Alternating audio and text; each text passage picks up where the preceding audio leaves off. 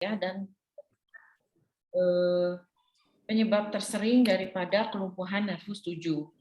Munculnya itu mendadak ya, dan hanya satu sisi. Walaupun ada juga kasusnya jarang sekali dua-duanya ya. Perbaikan pada 80 sampai 90% kasus.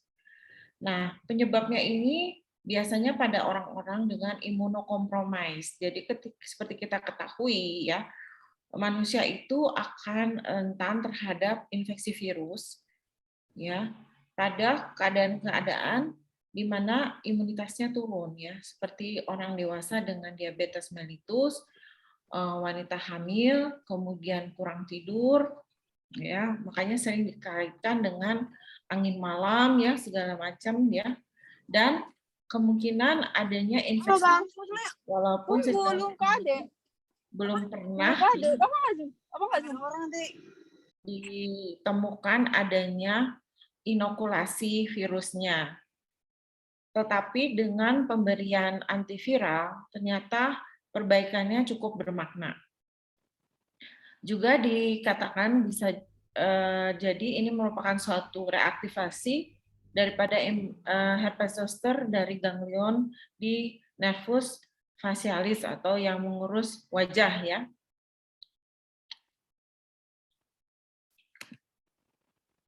Tujuan umumnya, semoga dengan pembelajaran ini, dokter muda sekalian dapat mengerti strategi penegakan diagnosis ya, kemudian penata laksanaan ya, kemudian dapat memberikan terapi yang sesuai dengan Bell palsy ini. Ya, seperti tadi dikatakan, definisinya adalah paralisis nervus 7 perifer ya, yang bersifat akut dan sifatnya lower motor neuron. Jadi kita tidak boleh menemukan Babinski pada pasien ini. Jadi udah pada tahu ya Babinski ya cara meriksanya ya. Jadi kalau kita temukan mulut mencong plus Babinski, jangan berpikir Bell palsy sebagai diagnosis pertama. Jadi walaupun pasiennya nanti di ujian dapatnya Bell palsy, jangan lupa untuk melakukan pemeriksaan klinis yang cukup, yaitu dengan melakukan pemeriksaan mengecek Babinski-nya. Penyebabnya idiopatik. Ya, tadi dikatakan berkaitan dengan infeksi virus, terutama herpes simplex, virus tipe 1, cytomegalovirus, atau reaktivasi herpes zoster. Jadi, ketika kita menemukan adanya suatu kerusakan nervus facialis yang unilateral, ya kita curiga Bell palsy, kita lakukan mencari etiologinya, apakah ada kondisi imunokompromis atau daya tahan tubuh yang turun pada pasien ini. Kemudian kita melakukan diagnosis, lakukan juga diagnosis banding. Perlukah pada pasien ini dilakukan pemeriksaan penunjang dan kita berikan penata laksanaan. Karena sebenarnya Bell palsy merupakan satu kompetensi yang semua dokter umum harus bisa seperti tadi dikatakan, selain autoimun, bisa juga terjadi kehujanan, udara malam, AC, kemudian pada keadaan hipertensi, autoimun, ya, infeksi, dan kehamilan. Ya, untuk penegakan diagnosisnya dari anamnesa biasanya pasien akan mengatakan, dokter, 2 hari inilah kurang lebih ya, karena biasanya pasien tiap hari bercermin kan, seperti kita hampir tiap hari kita bercermin.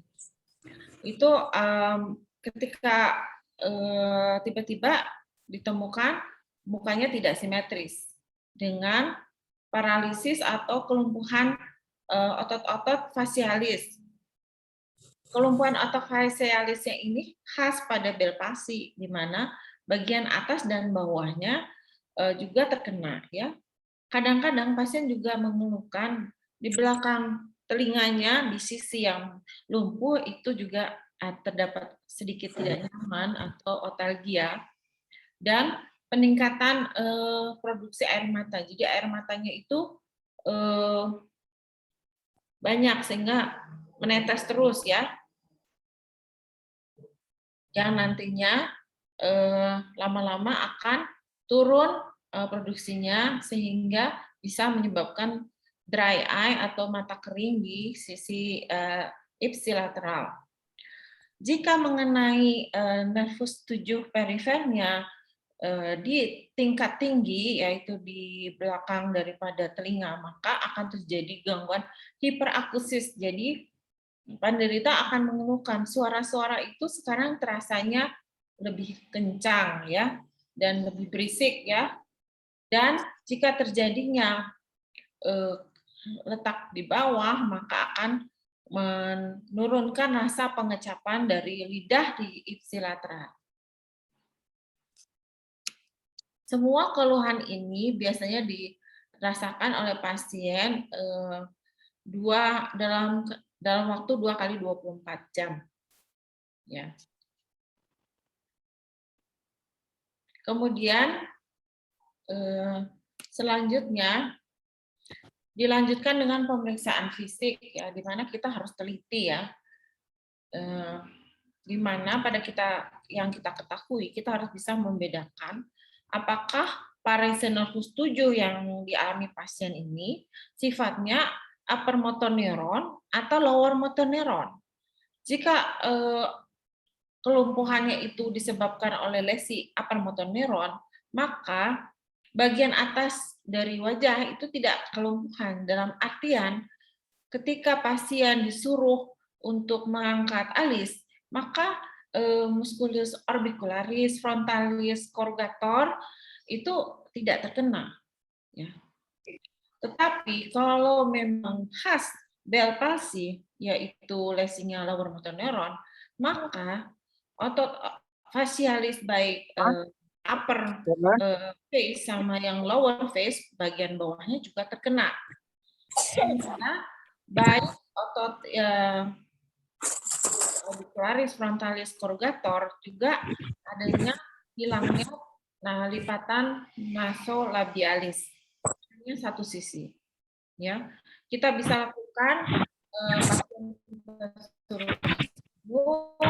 kemudian untuk ngangkat alis ya, kemudian juga peningkatan salivasi. Biasanya dalam 2 kali 24 jam progresivitas masih bisa terjadi walaupun puncaknya biasanya terjadi di hari kedua ya. Jika progresivitas terus-menerus lewat dari 7 sampai 10 hari, kita harus mencurigai diagnosis lain. Maksudnya bukan Bell palsy ya.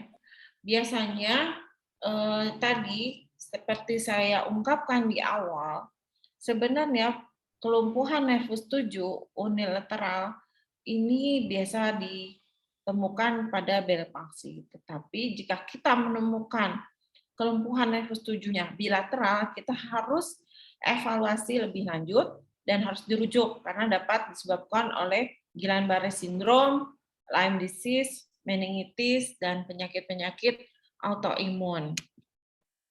Ya. Jadi kalau kita bahas satu persatu dari organ, yaitu manifestasi okular atau mata, karena tidak mampu menutup mata secara total, pada akhirnya mata akan menjadi kering ya, sehingga mengakibatkan paparan kornea terhadap udara meningkat, bisa terjadi erosi, infeksi, bahkan ulcerasi kornea. Kemudian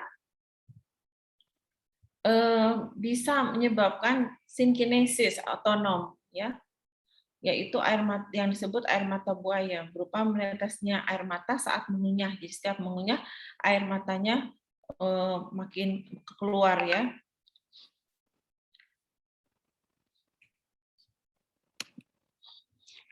Kemudian seperti tadi dipaparkan di awal, yaitu pasien juga mengeluh otalgia atau nyeri aurikular posterior, jadi di belakang telinga, ya.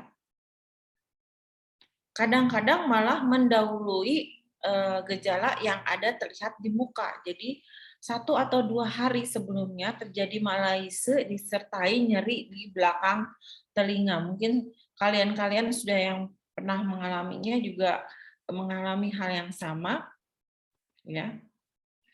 Perlu juga ditanyakan dalam anamnesa apakah ada trauma sebelumnya, ya. Gejala lain adalah gangguan pengecapan, ya, di mana 80% pasien ada gangguan kecap, ya.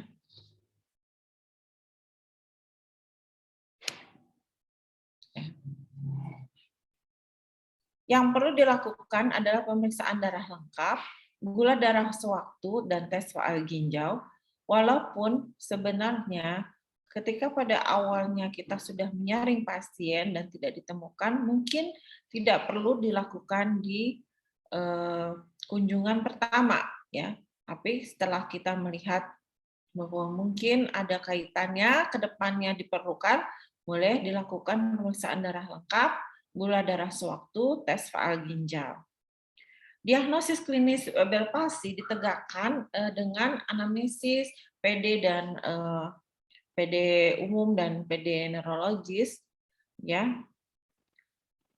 Dan gambaran klinis yang bisa membantu membedakan dari penyebab lain dari facial paralysis, ya, di mana satu mestinya mendadak, kedua tidak ada gejala lain, ya, yang mengarah ke lesi upper motor neuron, yaitu gejala di susunan saraf pusat, telinga maupun di cerebropontine angle atau di infratentorial.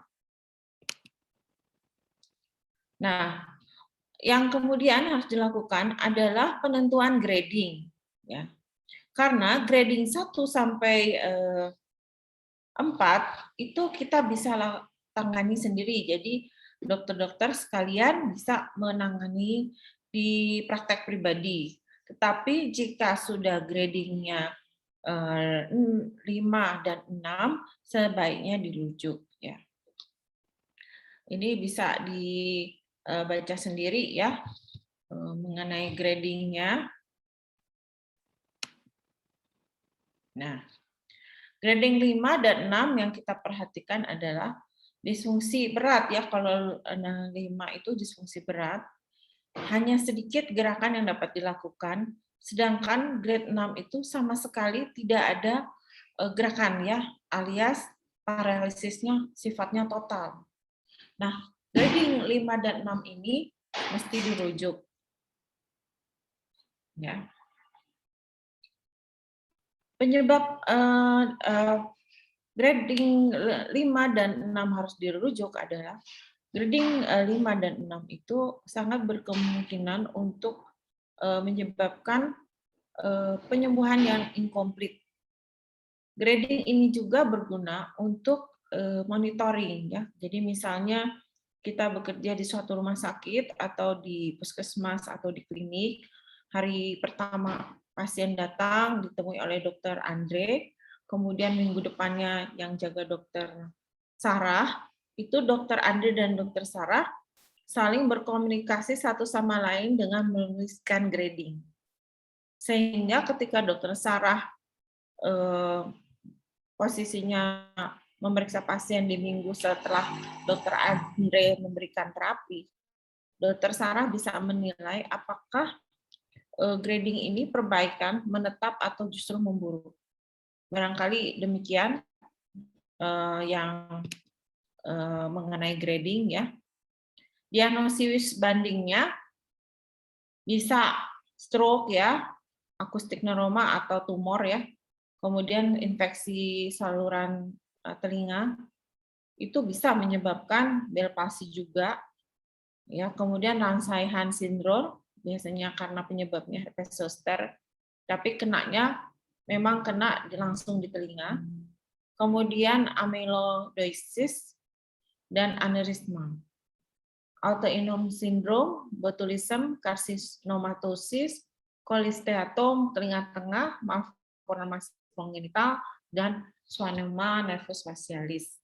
Penyebab lain yang cukup sering, misalnya trauma kepala. Ini sangat sering juga pasien datang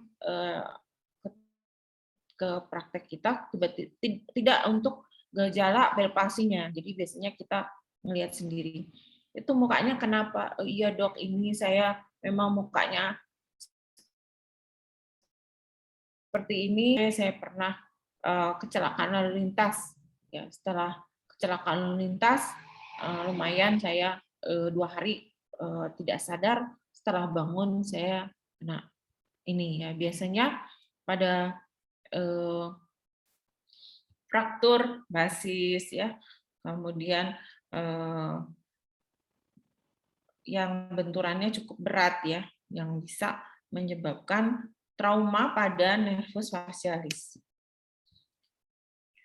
Sebenarnya tidak terlalu banyak sarana dan prasarana yang dibutuhkan. Cukup dengan observasi, anamnesa yang teliti, kemudian kita periksa dari luar. Stetoskop kita bisa lakukan untuk mengecek hiperakusis, tetapi ini kan jarang ya dilakukan. Paru refleks itu malah justru penting kita untuk mencek apakah refleks-refleksnya normal atau ada Babinski-nya atau refleks patologisnya positif ya. Kemudian tes lakrimasi atau tes Simer untuk mengetes kelainannya itu di saluran air mata atau tidak. Kemudian kapas, ya. Kemudian obat steroid dan obat antiviral.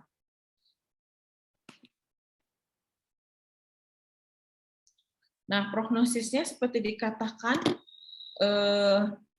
baik karena penyebabnya idiopatik dan pengobatannya sebenarnya masih kontroversi. Apakah mau didiamkan saja? Tapi biasanya saya sendiri membandingkan antara yang terlambat diobati dengan yang cepat itu beda sekali perbedaannya ya. Semakin cepat pasiennya datang untuk diobati ke dokter, makin cepat diberikan antivirus dan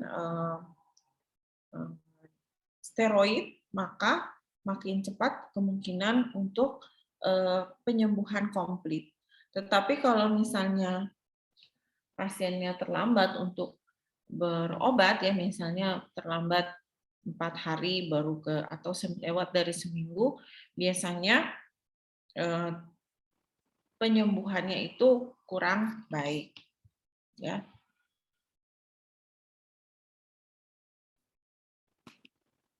Ini algoritmanya. Kalau misalnya derajat 5 di mana kontraksinya hanya sedikit sekali ataupun tidak ada kontraksi sama sekali, kita rujuk ya. Dan yang kita bisa tangani itu derajat 1 dan sampai 4. Ya, yang diberikan adalah kortikosteroid, obat antivirus. Jangan lupa kita proteksi dan berikan obat pelindung mata, kemudian facial exercise ya. Biasanya berupa mirror exercise atau kita melakukan latihan di depan kaca. Evaluasi selama 2 minggu atau 4 minggu, kita baiknya sih 1 minggu 1 kali ya.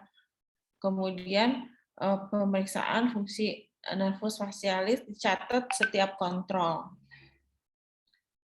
Jika tidak ada perbaikan, misalkan setelah lewat dari 7 sampai 10 hari, kok makin hari makin turun gradingnya, maka ini juga harus rujuk. Ya. Atau terjadi kekambuhan. Kalau misalnya pasien sudah pernah 6 bulan yang lalu bel palsi, kemudian sekarang bel palsi lagi, kita harus curiga apakah memang satu pasien sangat-sangat imunokompromis, misalnya pada pasien HIV, atau ada penyakit autoimun yang lain seperti SLE, ya, amyloidosis, ya, atau ada penyakit komplikasi, misalkan terjadi ulcerasi kornea, ya, kita harus rujuk ke sarana kesehatan yang lain. Ya, seperti tadi sudah dipaparkan, yang diberikan adalah kortikosteroid. Biasanya kita kasih prednison 1 mg per kilogram berat badan. Misalkan pasiennya 50 kilo, berarti 50 mg, di mana prednison itu satu butirnya adalah 5 mg. Jadi sekitar 10 tablet selama 6 hari. Kemudian kita tapering off selama 10 hari. Jadi kalau misalnya 10 hari, 10 tablet bisa dibagi 3-3-4 ya. Jadi 3 tablet pagi, 3 tablet siang, 4 tablet malam. Diberikan sehabis makan. Hati-hati pada pasien dengan komorbid yang lain, misalnya dispepsia, ya.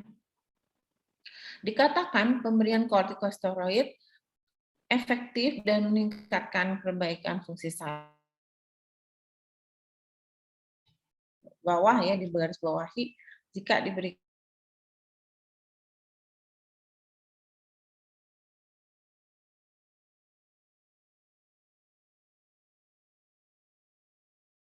10 hari.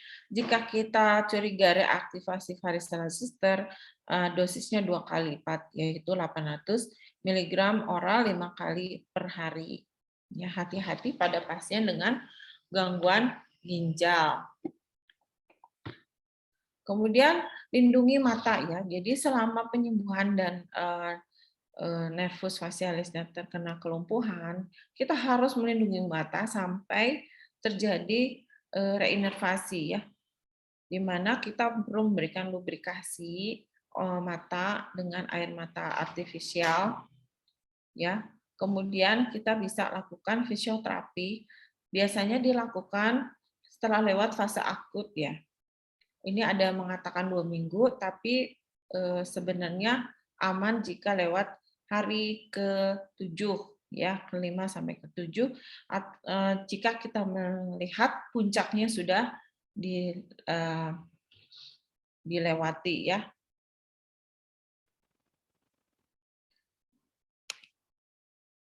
Monitoring tadi sudah dijelaskan ya, dan kriteria rujukan ya. Tadi sudah dijelaskan juga mengenai komplikasinya, baik itu dry eye, kemudian ulkus kornea, ektropion ya, atau jadi ada sikatrik ya di situ di kelopak mata ke arah luar. Kemudian yang cukup banyak juga adanya penyembuhan yang incomplete, di mana tidak kembali 100% ke sebelum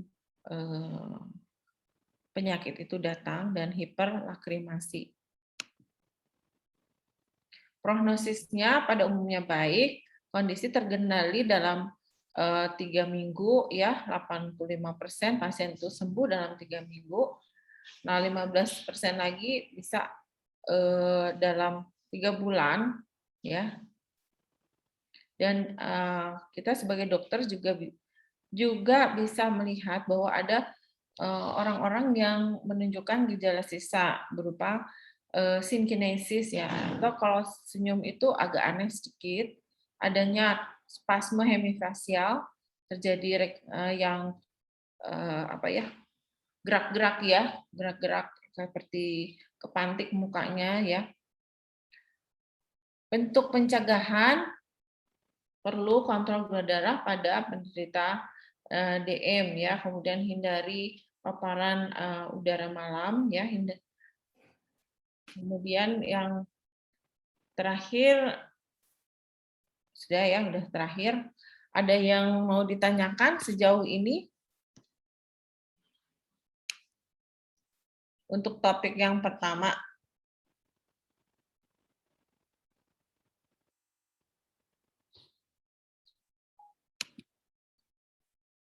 Ada yang mau bertanya?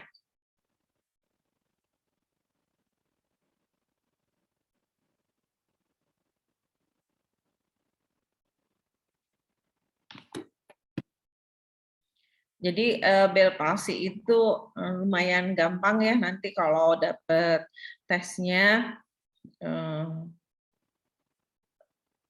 mudah-mudahan yang keluar malah Bell palsy ya, karena kan itu jelas sekali ya kalau tinggal kita anamnesa yang terarah, kemudian ditanyakan ada gejala lain enggak, tangannya ada yang lumpuh atau kakinya yang lemes atau ada hipestesi apa tidak.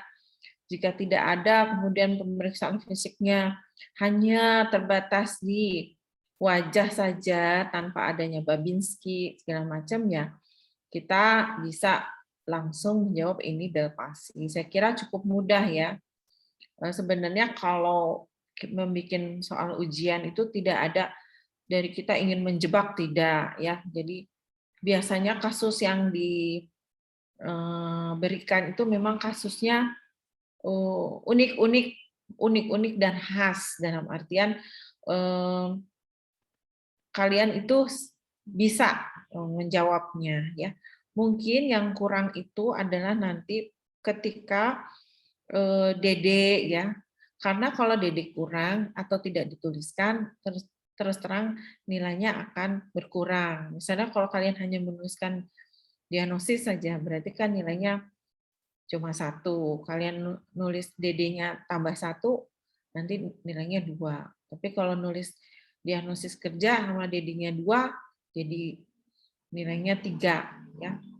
Kemudian dalam penulisan resep ya, kalian nulis prednison tapi tidak tulis miligramnya, juga nanti nilainya kurang ya, karena kalau untuk penulisan pemberian obat, nama obat betul, sediaan tidak ditulis, mau tablet mau sirup, kemudian dosis tidak benar, ya salah juga akhirnya gitu ya. Oke, baik, kalau tidak ada yang bertanya tentang Bell palsy, kita lanjut ke topik selanjutnya ya.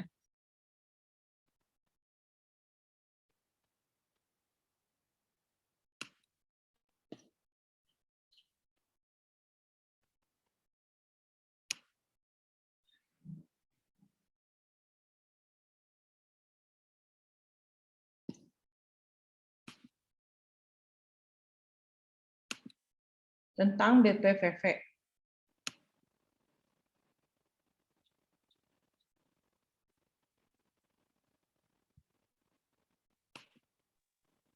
Ya. Tujuan pembelajaran umumnya adalah ini begini ya. Untuk semoga supaya kalian bisa menguasai tentang benign paroxysmal positional vertigo ya.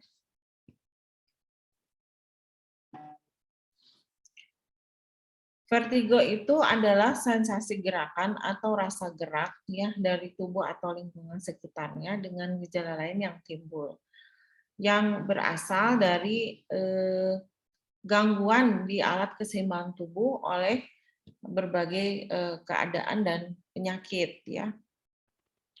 Vertigo itu terbagi 2, ada yang vestibulogenik dan non vestibuler ya. Vestibulogenik itu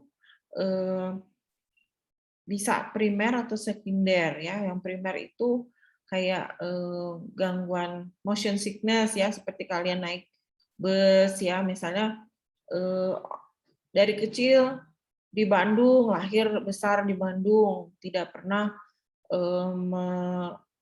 kenal laut ya. Kemudian dia study tour ke Lampung ya, naik ferry. Nah, karena tidak ada apa ya konsep naik perahu, naik kapal di dalam otaknya, maka bisa terjadi motion sickness karena tidak ada proses belajar sebelumnya. Ya, seperti kalian nggak pernah ke Dufan naik kora-kora, beda dengan orang yang naik kora-kora tiap hari gitu. Nanti orang yang naik terbiasa gitu naik perahu ya biasanya tidak akan mendapatkan suatu penyakit motion sickness. Yang lainnya juga seperti yang termasuk vestibulogenik yaitu BPPV, Meniere disease ya. Kemudian drug induced. Yang sekunder itu migraine vertebrobasilar, insufisiensi vertebrobasilar, dan neuroma akustik.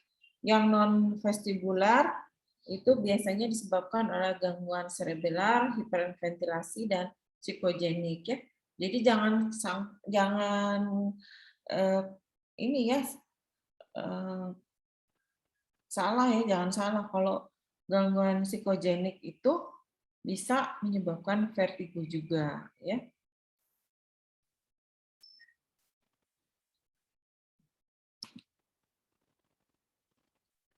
Ya, BPPV ini merupakan salah satu jenis vertigo vestibular yang sering dijumpai di praktek sehari-hari ya, ditandai dengan serangan-serangan yang menghilang spontan ya. Nah, biasanya wanita itu lebih sering ya daripada pria untuk mendapatkan BPPV. Nah, penyebabnya itu bisa dari gangguan somatosensorik, vestibular maupun yang lainnya visual ya pada tingkat resepsi, integrasi, dan persepsi. Jadi kita itu bisa merasakan seimbang itu dari penerimaan dari mata, kemudian dari telinga, ya, kemudian dari somatosensorik yang kita lagi berdiri di ruangan seperti apa, berdirinya di permukaan seperti apa, ya itu kita apakah permukaannya di ruangannya itu ruangan miring, lantainya menurun atau mendaki, itu kita dari situ tahunya ya. Kemudian yang kita lihat ya, yang sentral itu biasanya penyakit-penyakit otak ya seperti stroke ya. Kemudian multiple sclerosis pada proses demyelinisasi. Kemudian degeneratif ya, tumor, epilepsi, ya, paraneoplastic syndrome ya. Yang perifer itu biasanya benign paroxysmal positional vertigo, bisa juga ada tumor di nervus 8 ya. Penyakit infeksinya bisa sipilis dan lain-lain. Yang non vestibular itu polineuropati, myelopati ya, panic attack ya tadi yang psikogenik itu ya. Kemudian ortostatik, jadi kalau misalnya kalian dari posisi tiduran terus bangun terus kerasa puyeng ya. Kemudian hiperventilasi pada orang-orang dengan gangguan panik ya tadi sebenarnya asal-muasalnya dari hiperventilasi ya. Nah, sekitar 50% penyebab daripada BPPV itu tidak diketahui penyebabnya ya. Terdapat dua hipotesis yang menerangkan tentang patofisiologi ya, di mana hipotesis kupulolithiasis ini jika pasien berubah posisi ya dari duduk ke berbaring dengan kepala bergantung seperti pada tes Des-Hallpike ya, kupulanya itu di mana pergeseran antara massa otokonia itu membutuhkan waktu yang rambut-rambut getar itu sehingga mengganggu endolim menyebabkan fatigue ya. Ya, sedangkan hipotesis kanalitiasis ya di mana ada debris atau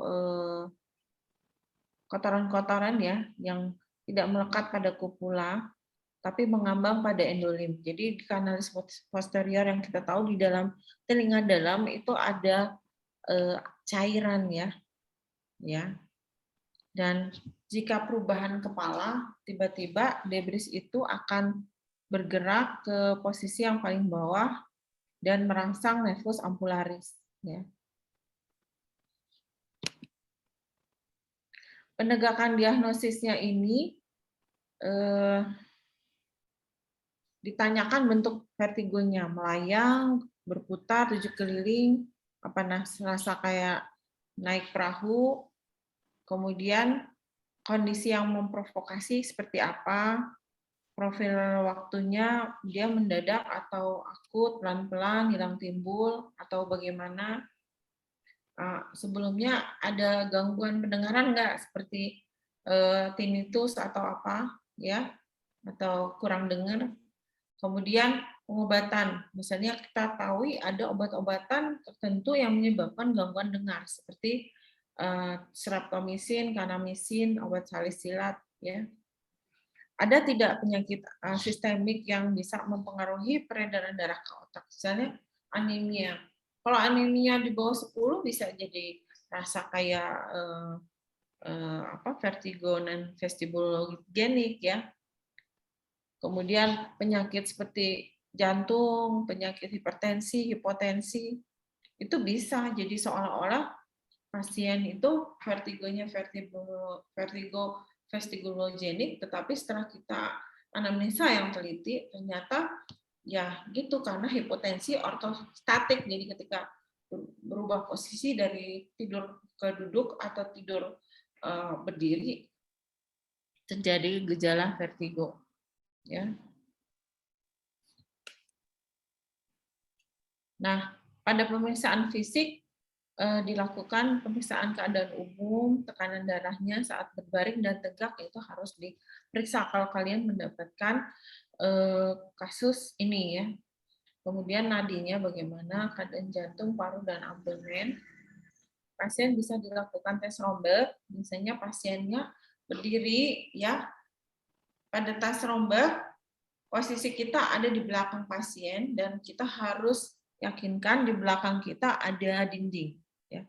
Jangan sampai dokternya perempuan, pasiennya laki-laki atau perempuan yang ukurannya lebih besar, kemudian kalian melakukan tes Romberg, pasiennya jatuh, ya, kalian timpaan nggak bisa menguasai diri. Jadi yakinkan tempat pemeriksaan itu tempat yang aman. Kemudian bisa dilakukan 2 cara, robek mata terbuka dan robek mata tertutup, ya. Kita lihat bergoyang atau tidaknya, ya. Pada pasien dengan robek tertutup terganggu, ya, sedangkan robek mata terbuka baik, kita curiga ada gangguan somatosensori. Misalnya pada pasien polineuropati DM. Ketika pasien polineuropati DM mengeluhkan pusing, kita bisa lakukan tes Romberg. Ketika tes Romberg dikerjakan, pasien masih bisa stabil.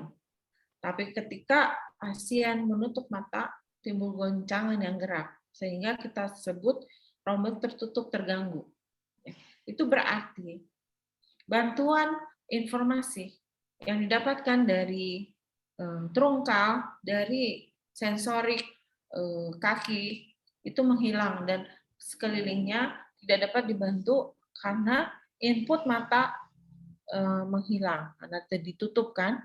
Nah, itu merupakan satu tanda khas adanya gangguan daripada proprioseptif. Ini biasa pada polineuropati.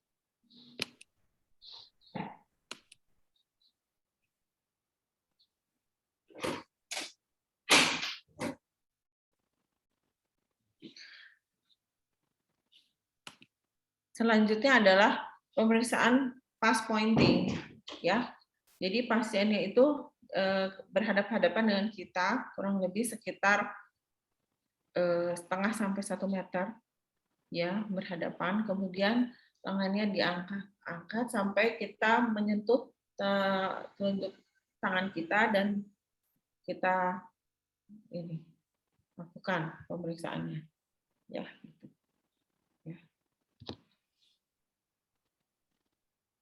Kemudian tes Fukuda, di mana pasien dengan mata tertutup berjalan di tempat sebanyak 50 langkah.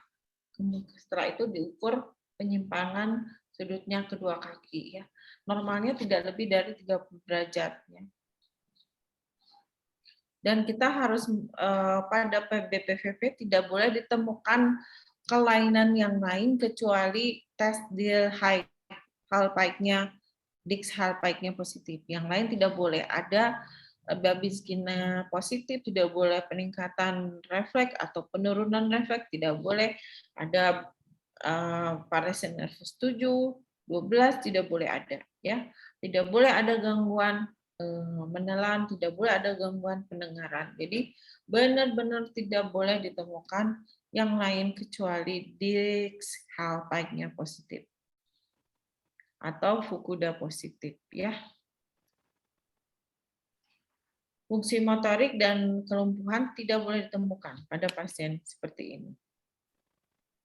Ya, ini yang tadi diceritakan bahwa yang ini boleh ya, Dix Hallpike positif, di mana pasien posisinya duduk di tempat tidur periksa, kemudian dibaringkan ke belakang dengan cepat. Tentu saja sebelum dibaringkan kita harus jelaskan dulu apa yang kita lakukan, jangan pasiennya kaget ya. Pak, saya mau ngetes ya Pak ya, dan ini agak kurang nyaman karena bisa jadi malah memprovokasi pusing berputarnya, tapi ini penting saya lakukan sebagai dokter untuk memastikan. Itu yang harus dijelaskan barangkali ya. Itu yang harus dijelaskan dan memang harus kita siap-siap juga, siap-siap kalau pasien bisa muntah ya. Gitu. Dan tangan kita yang satu sudah mengambil ancang-ancang ya. Ini bakalan akan kita terima gitu ya. Kita gantung 45 derajat di bawah garis horizontal, miringin 45 derajat ke kiri, ke kanan dengan cepat. Kemudian kita lihat muncul nistagmus tidak, kemudian munculnya itu ke arah mana, ya. Terus kita ulang beberapa kali, muncul nggak fatigue atau kelelahan, ya. Kalau pada perifer itu ada yang disebut ini fatigue, tapi kalau pada penyebabnya itu sentral, vertigo sentral itu tetap terus-terus ada. Nah, justru nanti akan dibahas ya kalau pada yang vertigo perifer yang BPPV yang ringan itu gejalanya malah justru kelihatan berat ya, pasien nggak mau buka mata saking takutnya, jadi lagi kemudian keringat dingin, muntah-muntah terus. Tetapi kalau yang berbahaya misalnya ada lesi upper motor neuron seperti tumor, gangguan stroke dan segala macam, itu tidak ada terjadi fatigue, kemudian bila diulang-ulang tesnya reaksinya tetap sama. Ya, tetapi gejalanya justru lebih ringan. Kemudian tes yang bisa dilakukan tes kalorik, tapi ini juga jarang ya. Karena kan jarang kita menyiapkan air dingin, air hangat, ini perlu diketahui aja oleh dokter-dokter muda sekalian ya. Ini justru dilakukannya itu pada untuk mengetes ya ini sudah mati batang otak atau tidak. Jarang kita lakukan pada kasus-kasus di klinik ya. Juga bisa dilakukan elektronik stigmogram, tapi ini juga jarang, tidak semua rumah sakit memilikinya. Dan jika ada gangguan dengar, kita bisa melakukan tes Garputala ya, untuk membedakan tuli-tuli yang ada, apakah tulinya itu konduktif atau persepsif, dan audiometri ya. Jadi algoritma vertigo, jika pasien mengeluh pusing, kita konfirmasi dulu, benar pusing 7 keliling, seperti yang kita samakan dulu persepsi antara dokter dengan pasien. Kadang-kadang di Jawa ini ya, antara pusing sama nyeri kepala itu hampir mirip gitu ya. Jadi kalau orang Sunda, dia punya terminologi khusus. Kalau untuk sakit kepala dia jangar, kalau untuk pusing dia bilangnya lieur gitu ya contohnya. Jadi sangat penting untuk menyamakan persepsi bahasa di masing-masing wilayah yang kita layani gitu, pasien dari mana gitu ya. Kalau dia bilang pusing sama kita gitu, Bu, orangnya orang Sunda ini bener liar, sanes jangar, bukan sakit kepala ya. Ya. Kemudian kita tentukan jenisnya. Jenisnya vestibular apa non vestibular. Kalau non vestibular, perifer atau sentral ya. Kalau sentral mungkin kita harus rujuk, tapi kalau perifer ya cari ini kan kausanya ya, kemudian kita bisa kalau misalnya vestibular perifer ya kita tangani sendiri nggak apa-apa. Tapi kalau non vestibular misalnya ada gangguan mata ya, karena visus kanan kiri nggak sama itu bisa. Misalnya kalian mata kanan miop 8, mata kiri miopnya 2, itu bisa menimbulkan gejala seperti pusing ya. Kemudian gangguan tadi yang dibilang polineuropati ya, kita periksa dari atas ke bawah hampir normal, ternyata refleks-refleksnya turun, dan ternyata setelah di anamnesa dia itu ada penyakit gula ya. Nah, perbedaan vertigo yang ini resumenya ya, di mana antara vertigo yang vestibular dengan non vestibular. Kalau yang sifatnya yang vestibular itu rasanya benar-benar pusing 7 keliling ya. Jadi kepala dari atas ke bawah jadi atas. Tapi kalau non vestibular rasanya melayang geliang kalau orang Jawa bilang, atau sempoyongan. Sifatnya itu episodik kalau yang vestibular, kalau yang non vestibular itu sifatnya kontinu, dan kalau yang vestibular tidak disertai dengan gangguan dengar. Situasi pencetusnya itu dari sistem vestibular ya, dan desak-desingnya kalau non vestibular itu sistem visual dan proprioseptif. Nah, perbedaannya ini yang tadi ya, kalau yang perifer itu lebih berat, sedangkan yang sentral itu lebih ringan, tapi justru ini yang lebih berbahaya ya. Nah, ini kalau dari nistagmusnya, kalau yang perifer itu tidak ada latensi, sentral tidak ada, kemudian kalau sentral itu terus ada bahkan lebih dari 1 menit ya.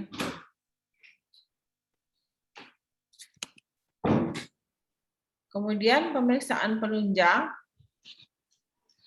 bisa dilakukan pemeriksaan laboratorium rutin dengan indikasi, dan kadang-kadang kita memerlukan foto ronsen ya. Tapi ini sudah mulai jarang ya dikerjakan. Kemudian bisa dilakukan pemeriksaan seperti evok potensial pada kecurigaan gangguan autoimun seperti multiple sclerosis, kemudian kecurigaan sentral ya, kemudian CT scan dan yang lain-lain, MRI. Jadi penting sekali kita untuk mencari kausanya, walaupun seringkali sulit ya.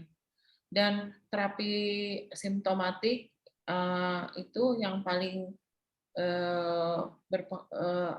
bagus adalah pada vertigo yang vestibular, yang perifer, yang BPPV ya. Ya, untuk menghilangkan gejala vegetatif seperti mual, muntah, lemas ya. Kemudian dan rasa takut dan cemasnya.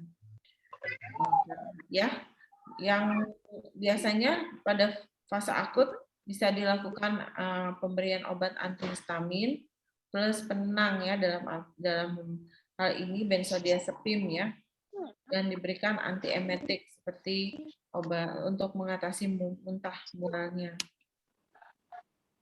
Nah, obat-obat vertigo ada yang masuknya kalsium entry blocker ya, kemudian flunarisin ya, antihistamin ya, seperti dimenhidrinat, ya, histamin, fenostiasin, klorpromazin, benzodiazepin, ya, dan obat-obat antiepileptik, ya, juga bisa, dan dicampur juga kombinasi diantaranya juga bisa, ya.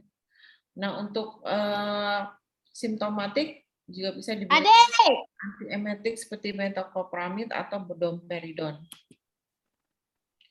Nah, yang paling penting adalah terapi rehabilitatif, ya, di mana kita harus memberikan penerangan kepada pasien untuk mau melakukan program rehabilitatif, biasanya dibuka pintunya? Bandarov, ya, yaitu merupakan atau manuver Epley, ya, untuk melatih vestibularnya. Tujuannya adalah selain melatih vestibular, melatih mata dan otot tubuh, dan koordinasi dengan sentral, ya.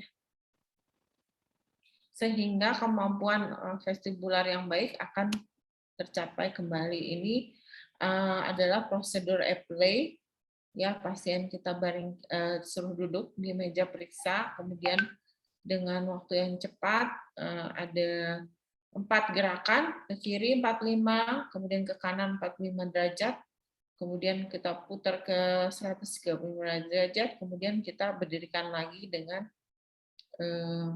sampai nistagmusnya berhenti, ya, baru kita berhenti lagi. Dan ini butuh pemulangan dalam beberapa kali dalam satu hari sampai akhirnya terjadi pembelajaran baru pada sistem vestibular di tubuh kita, ya. Pada sebagian kecil penderita BPPV yang setelah dilakukan observasi jadi lagi dan tidak sembuh-sembuh, bisa dilakukan operasi neurektomi berupa kanal plugging, ya. Tetapi ini di Indonesia jarang sekali dikerjakannya. Demikian untuk BPVV. Ada pertanyaan?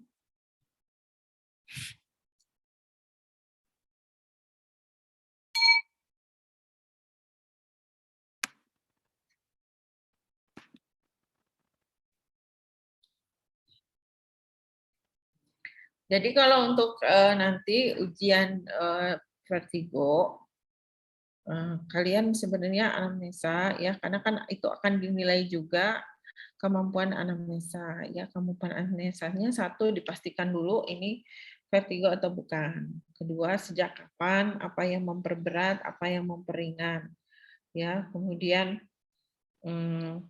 pemeriksaan fisiknya, ya, ada nggak kelainan-kelainan yang lain, ya. Jangan lupa tensinya dilakukan saat duduk dan saat berdiri, dan tidak boleh ditemukan positif kecuali di Hallpike-nya yang positif, ya.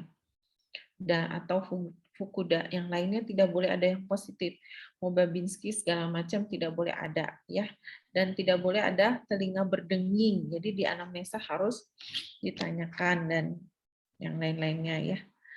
Kemudian jangan lupa pada selain tadi sama, ya, seperti yang Bell palsy, untuk terapinya harus betul nama, harus betul sediaan, miligram, dan cara pemberian, ya.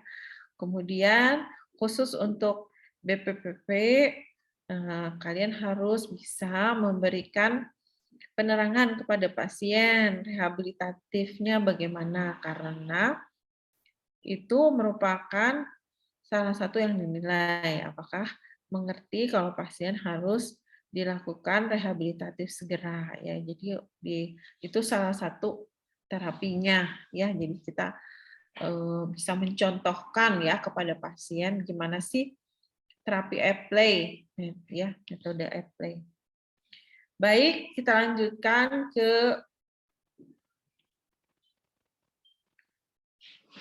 yang topik yang terakhir, ya.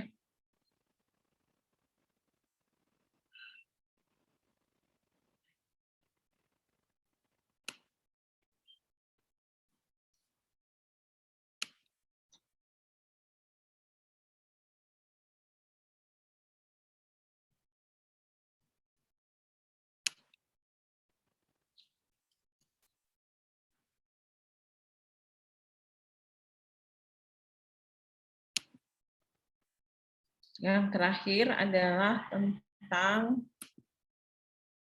nyeri kepala.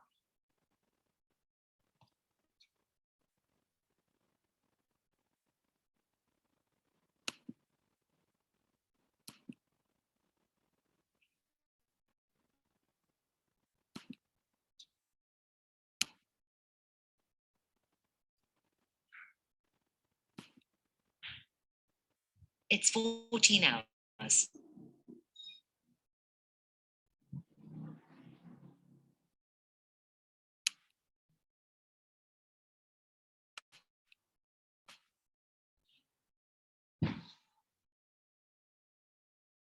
Jadi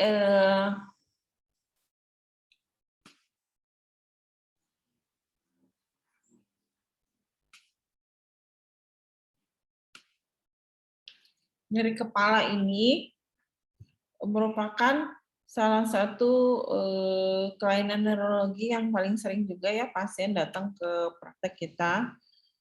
Nyeri kepala terbagi dua, yang primer dan sekunder. Artinya primer tidak ditemukan penyebab lain, ya. Tetapi kalau sekunder ada penyebabnya. Ya, misalkan kalau nyeri kepala karena tumor itu karena sekunder, karena ada tumornya. Nyeri kepala karena meningitis itu nyeri kepala sekunder. Orang demam berdarah kemudian nyeri kepala itu nyeri kepala sekunder karena inflamasi, ya. Tapi kalau migrain atau tension type headache atau cluster headache itu merupakan nyeri kepala primer karena tidak ditemukan penyebab yang lain ya yang selain daripada gangguan di kepala yang ringan ya.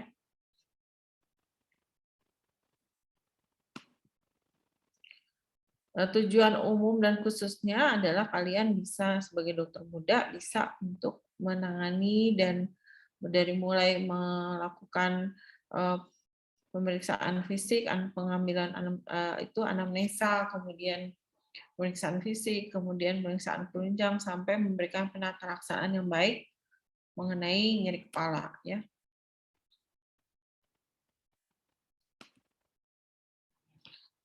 Pembagian nyeri kepala ya itu terbagi dua, nyeri kepala primer dan nyeri kepala sekunder, di mana nyeri kepala primer itu termasuk migrain, tension type headache, dan cluster itu yang paling sering ya, 3 yang paling sering nyeri kepala primer. Faktor pencetus nyeri kepala primer itu bisa perubahan hormonal, biasanya saat-saat mau menstruasi pada wanita, kemudian ibu yang hamil, kemudian puasa, kadar gula yang menurun pada keadaan hipoglikemi, makanan-makanan tertentu, walaupun karena yang bikin buku selama ini kebanyakan buku-buku textbook dari luar negeri, maka makanan yang ada di textbook itu jarang sekali bisa kita refer ke kehidupan dan budaya Indonesia ya. Seperti kita tahu ya orang Indonesia kan misalnya rata-rata dicetuskan misalkan oleh makan keju atau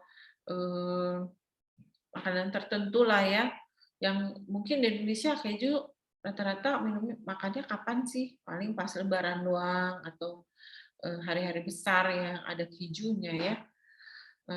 Kemudian cahaya berkilat atau berkedip, misalnya kita dari masuk ruangan pagi terus tiba-tiba mesti keluar ruangan jam 11 di mana matahari itu udah sangat mencorong, kita bisa ada beberapa orang bisa mencetuskan nyeri kepala.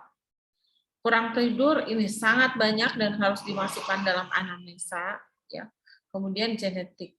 Orang-orang dengan genetik migrain, misalnya kalian memang ada genetik migrain dari orang tua baik ibu maupun ayah, biasanya dapatnya migrain. Tapi misalkan kalau saya itu tidak ada genetik migrain. Saya mah tipe nyeri kepalanya tipe tension type headache ya. Dan kondisi psikologis ya. Kalau kalian stres mau ujian, lagi feeling unhappy ya, feeling blue ya bisa menimbulkan nyeri kepala. Untuk migrain, sekarang kita bahas migrain dulu ya. Migrain itu kalau dari analisa minimal itu nyerinya sedang dan berat. Artinya kalau kita tanya nih dengan numerical rating scale atau kita tunjukkan visual analog scale. Bu, nyeri kepalanya ya, kalau misalnya ditanya nih dari 1 sampai 10. 1 itu nyeri yang awal, 10 itu nyeri yang paling maksimal. Ibu kasih ponten, karena kan dokter nggak tahu ibu yang ngerasain. Ya. Terus kata pasien, dok, saya nyeri kepala sebelah, tapi nilainya 3. Percaya nggak migrain? Nggak. Ya. Karena yang disebut nyeri sedang itu pada numerical rating scale di atas 3. Jadi 4, 5, 6 itu nyeri sedang. 7, 8, 9, 10 masuk nyeri berat. Ya. Satu sisi ya, kalau migrain itu mesti satu sisi, kemudian serangannya biasanya 4 sampai 72 jam. Jika lebih dari 72 jam tapi masuk ciri-ciri migrain disebutnya status migrainosus.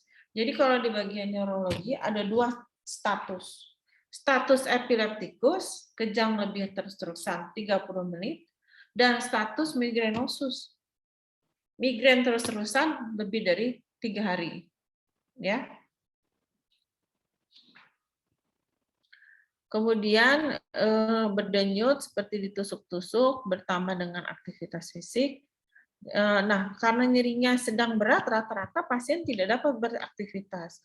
Jadi kalau misalnya, aduh, saya sakit kepala berat, tapi dia masih bisa nyetir, masih bisa apa? Mungkin bukan migrain, ya.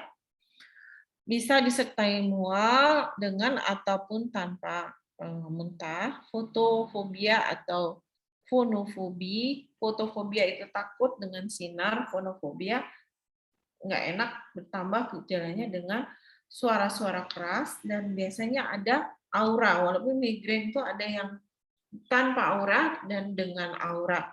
Aura itu pengalaman sensorik otonom ya, yang mendahului serangan migrainnya. Jadi seolah-olah pasien bisa merasakan kalau ini mendahului, ini akan menjadi migrain, ya. Tension headache. Tension headache itu nyerinya lebih diffuse, lebih nyebar, ya, biasanya di puncak atau belakang kepala atau di sini ya, bahu atas. Nyerinya di fast, ringan atau sedang, means 1 to 3, 4, 5, 6 maksimal. Jadi kalau misalnya pasien ngasih nilainya 7 ke atas, mungkin bukan tension type headache. Dia 30 menit sampai 1 minggu, hilang timbul atau terus-menerus. Kemudian tadi sudah bilang, kita bisa temukan nyeri berat di kepala, kencang di temporal, di occipital, rasanya seperti diikat, tidak berdenyut, karena kalau migrain asalnya dari pembuluh darah, sehingga dia ada denyutannya. Kalau tension type headache tidak ada denyutannya. Kemudian tidak boleh ada mual, tidak boleh ada muntah, dan biasanya ada ketegangan. Jadi ada faktor gangguan psikologis, misalnya mau ujian, ya, habis dibully teman, lagi rasa sedih dan sebagainya. Pemeriksaan fisik, kalau migrain tidak ditemukan apa-apa. Kalau tension type headache boleh ditemukan hanya adanya pericranial muscle tenderness. Jadi kalau kita tekan di sini, ya pakai tangan ini jempol sama ibu jari, kita tekan ini, kita tekan sambil diputar sedikit, sakit, yang sakit gitu ya. Kalau migrain tidak boleh temukan ya.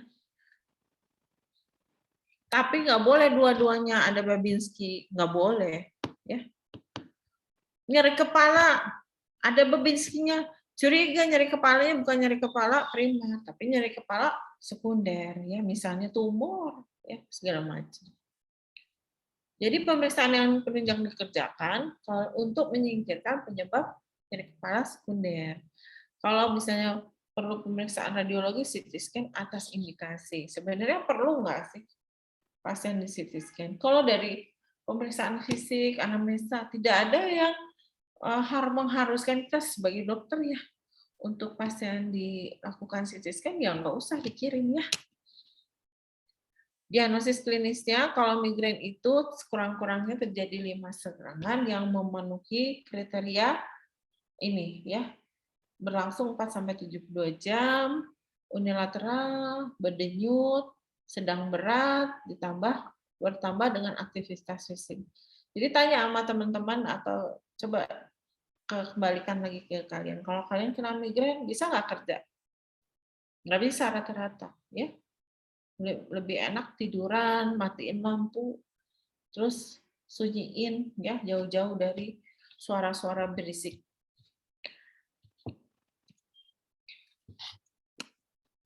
Sedangkan kalau tension type headache itu ada 10 episode serangan, itu kalau yang infrequent. Kalau yang lebih dari 10 episode disebutnya frequent.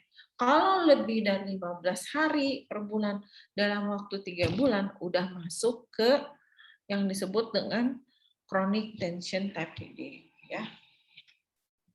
Lokasinya bilateral, kan rasanya kayak ditekan, kayak diikat, kayak di ya gitulah, dipukul kenceng gitu ya. Intensitasnya ringan sedang 1 2 3 4 5 6 ya.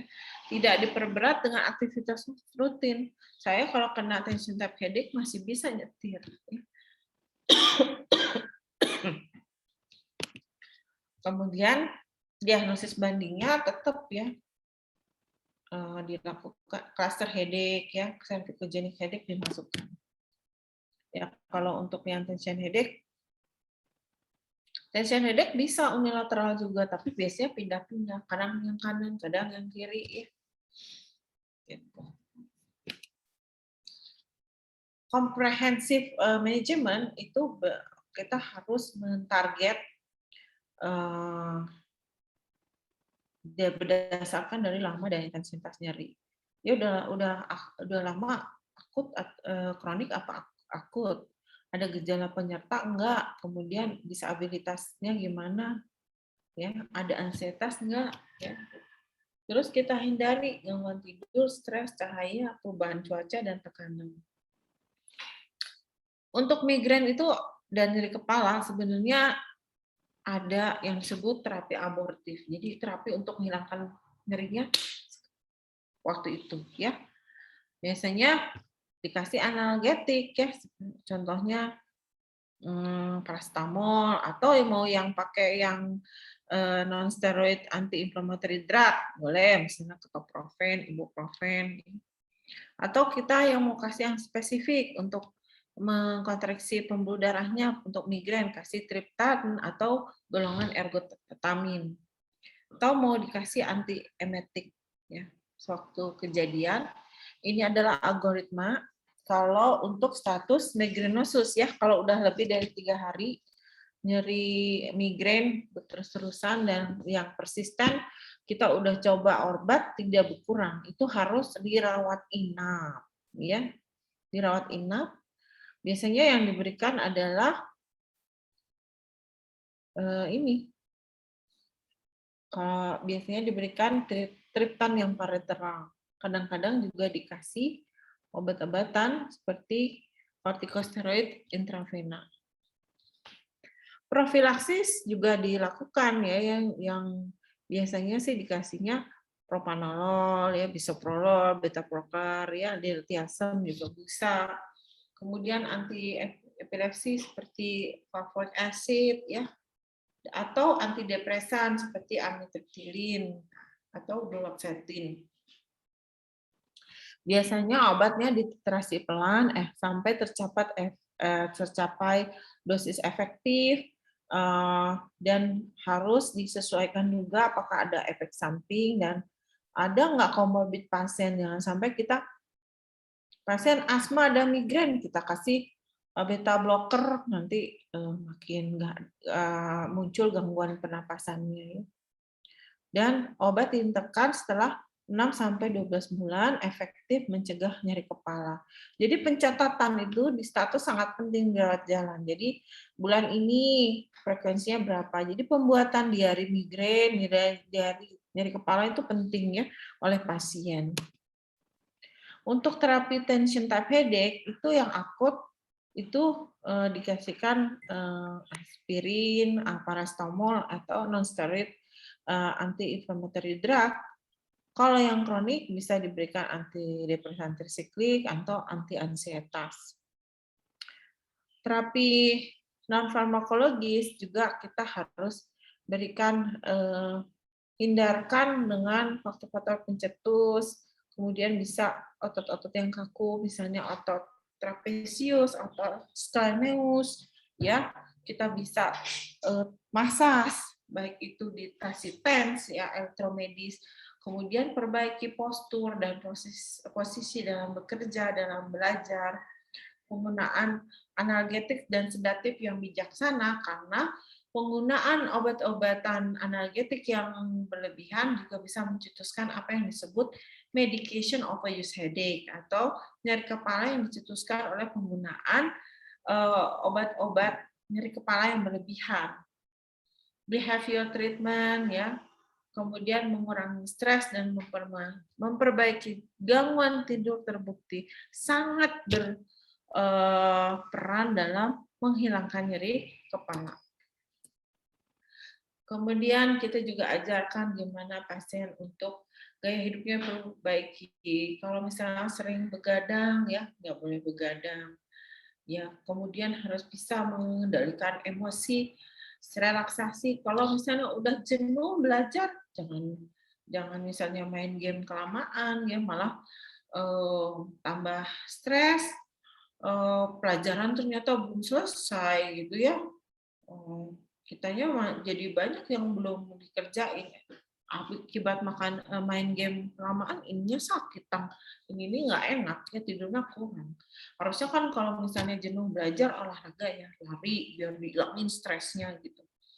Habis lari endorfinnya keluar, ya. Terus kita kan capek tidur, bangun fresh gitu, sehingga membaca materi lebih bagus. Ya. Menggunakan obat secara wajar, tadi yang sudah dijelaskan, meyakinkan ya pasien. Jadi karena biasanya pada pasien-pasien nyeri kepala yang kronik, dia itu ada kayak shopping gitu ke dokter satu lain itu karena mungkin dokter sebelumnya itu kurang bisa menjelaskan dan meyakinkan ya kepada yang bersangkutan kalau ini nyeri kepalanya itu sebenarnya ringan gitu. Ya, jadi dia berobat ke satu.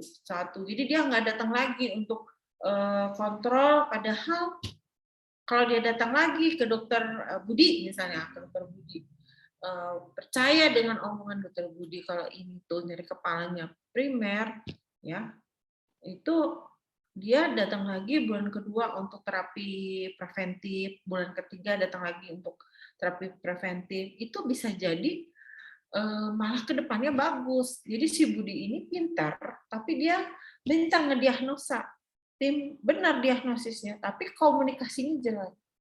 Oleh karena itu, saya pesan juga dalam menjadi dokter itu tidak hanya pintar di ini ya, banyak loh orang yang IPK-nya bagus jadi dokter, tapi ketika komunikatif dengan pasiennya gagal ya, sehingga pasien tidak mengerti apa yang dibicarakan sama pasien, sama dokternya, meragukan apa yang dijelaskan oleh dokternya ya. Dan mengurangi kecemasan dan depresi pasien. Seringkali karena ketidakmampuan seorang dokter dalam mendelivery suatu pesan ya, menyampaikan pesan, maka pasien menjadi kurang informasi dan timbul kecemasan dan depresi, sehingga biasanya akan kelihatan itu pada kunjungan selanjutnya. Dok, saya tetap kepikiran maunya komputer. Padahal kita tahu ya, komputer itu CT scan itu pertama besar biayanya, kedua radiasinya juga besar. Jadi kalau misalnya kalau nggak ada indikasi ya lebih baik tidak dikerjakan ya. Nah, monitoring pengobatan kita punya target 2 jam obat masuk harusnya udah mendingan ya. Di mana skala nyerinya itu turun. Misalnya kita datang menerima di IGD masuk dengan 8, harusnya sih dalam 2 jam udah turun. 3, jadi ya bisa pulang kembali ya. Dan efikasi terapi konsisten 2-3 kali serangan dan tidak ada rekurensi dalam 24 jam terapi. Kalau migrainnya itu tetap berlanjut, dalam artian setelah 2 jam kita memberi masih tetap sakit, kemudian jadi lagi, kita akan rujuk ke rumah sakit atau PPK tingkat lanjutan. Dan tension type yang tidak membaik, ada gangguan psikologis yang membutuhkan konsultasi psikolog dan psikiater. Kita udah bilang nggak ada apa-apa, pasien tetap kekeh, tetap ngotot minta CT scan. Begitu udah dikasih CT scan, datang CT scan normal dengan kontras. Dia tetap meragukan, saya tetap masih ada apa-apa, tidurnya masih nggak bisa ya, ke WC beberapa kali setiap malam gelisah. Ya kita harus rujuk ke psikiater ya. Komplikasinya bisa chronic migraine, status migrenosus, aura persisten, migrainous infarct, dan kejang yang diterigger oleh migrain. Jadi hati-hati pada migrain dengan pemeriksaan fisik yang tidak normal. Jadi migrain yang biasa, pemeriksaan fisiknya itu harus tidak ditemukan apapun ya. Jadi prognosisnya apakah aksanasionamnya itu baik ditentukan dia kekambuhannya, kepatuhan dia. Ya, kepatuhan dia ya, kemudian jenis pencetusnya apa. Kalau pencetusnya stres, sedangkan orangnya itu kerja di bagi yang stres ya akan koaksinasionamnya malam ya. Begitu sudah selesai. 3 materi sudah dijelaskan. Kira-kira dari dokter-dokter muda sekalian ada yang mau ditanyakan nggak?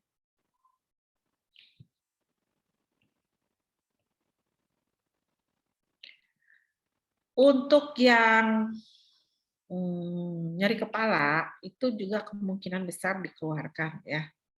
Dan termasuk apa ya yang seringlah di pilihan soal ya, bisa keluarnya bisa migrain, bisa tension type headache, bisa cluster headache ya.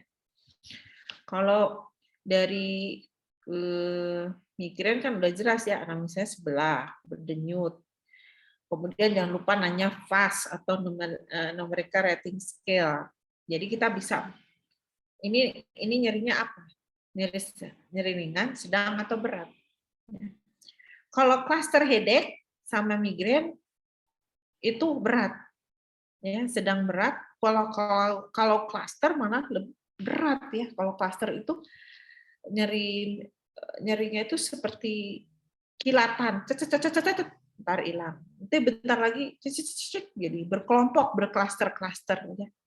Cuman satu sisi dan ada sampai keluar air mata. Tapi begitu serangan, pasien misalnya lagi bawa kendaraan itu sampai harus berhenti. Kalau yang cluster headache ya, biasanya udah sampai megangin gini. Jadi probandusnya itu udah begini. Kalau migrain tuh ya masih itu karena sedang berat. Kalau tension type headache, nyerinya ringan, sedang. Kemudian obat DD ya, DD mesti dimasukin. Kalau kalian cuma nulis diagnosisnya cuma 1, nanti penilai ngasih nilai 1. Kalian nambah DD akan menunjukkan kepada penilai kalau kalian mempunyai wawasan atau pemikiran yang lain ya. Jadi masukkan aja yang apa yang ada di ini ya, di pengetahuan kalian ya tentang 3 topik yang lain. Kemudian Mungkin mau ujian harus mulai dicatat obat-obat, mulai dari dosis, sediaan yang ada di Indonesia seperti apa, kemudian signanya, ya itu karena kalau nulis obat nama salah salah, nama benar dosis salah ya salah, ya kan? Kemudian signanya salah ya salah. Begitu saja. Kalau tidak ada pertanyaan. Izin bertanya, dokter. Oh iya, mangga. Siapa? Saya dokter Ria Risanti. Dok, Ya. kalau pemberian terapi farmakologi dari TTH ini kan tadi penjelasannya untuk yang terapi abortif itu diberikan dulu atau ibuprofen dulu. Kemudian yang non abortif kan ada triptan dan sumatriptan. Nah, triptan dan sumatriptan ini diberikan maksudnya kapan dok bisa langsung diberikan? Apakah setelah terapi yang pertama, terapi PCT atau ibuprofen itu tidak berhasil atau bagaimana dok? Ya, terima kasih Ria. Jadi kalau triptan sama ergot itu khusus untuk migrain sama cluster. Kalau TTH tension type tidak diberikan triptan atau ergot ya. Jadi ergot sama sumatriptan itu khusus abortif ya, migrain ada atau cluster headache. Ya, pemberiannya di awal. Namanya juga abortif. Jadi untuk menghilangkan. Jadi diberikannya di awal. Jadi biasanya sih ya di rumah sakit ya, kalau di praktek-praktek biasa kan jarang ya ada triptan, kecuali kalian prakteknya di apotek kimia farma atau K24 gitu ya, yang ada itunya, atau lagi di IGD, nah itu bisa yang ngasih sumatriptan atau ergot. Tapi kalau yang klinik-klinik biasa biasanya kita tidak ada kan, adanya cuma NSAID. Nah, pengetahuan mengenai obat juga penting. Misalnya gini, migrain itu nyarinya kan sedang berat. Misalnya pasien 8, kamu kasih paracetamol, ya kurang atuh Ria. Ya kan? Pasien cluster headache, fasnya 9, kamu kasih paracetamol, ya nggak akan sembuh. Ya. Jadi kita juga harus lihat severity-nya. Mungkin begitu ya. Jadi kalau tension type headache karena ringan sedang, bolehlah kasih paracetamol, ya kan? Tapi kalau migrain,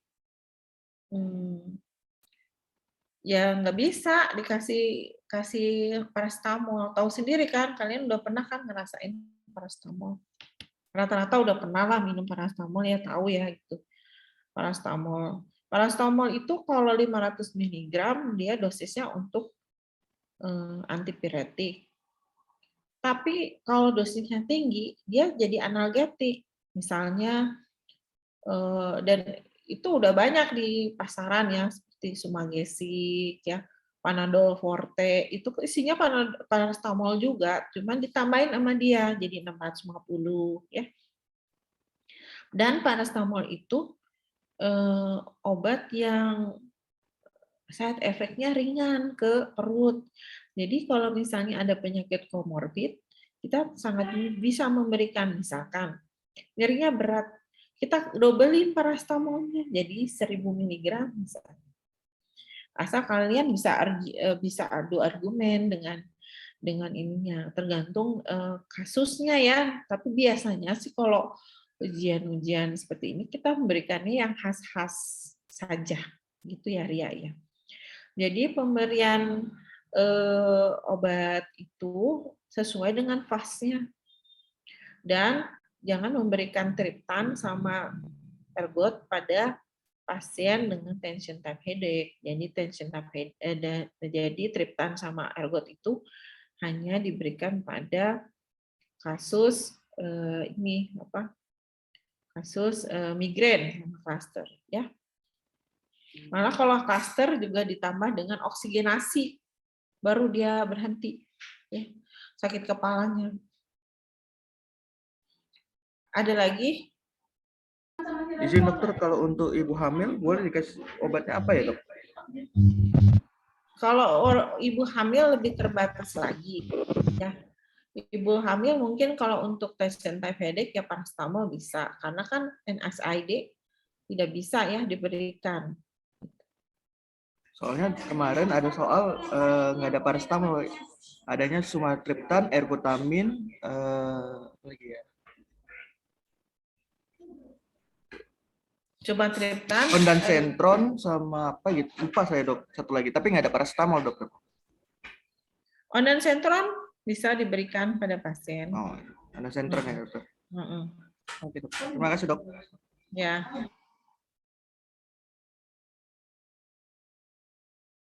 Ada lagi yang mau bertanya?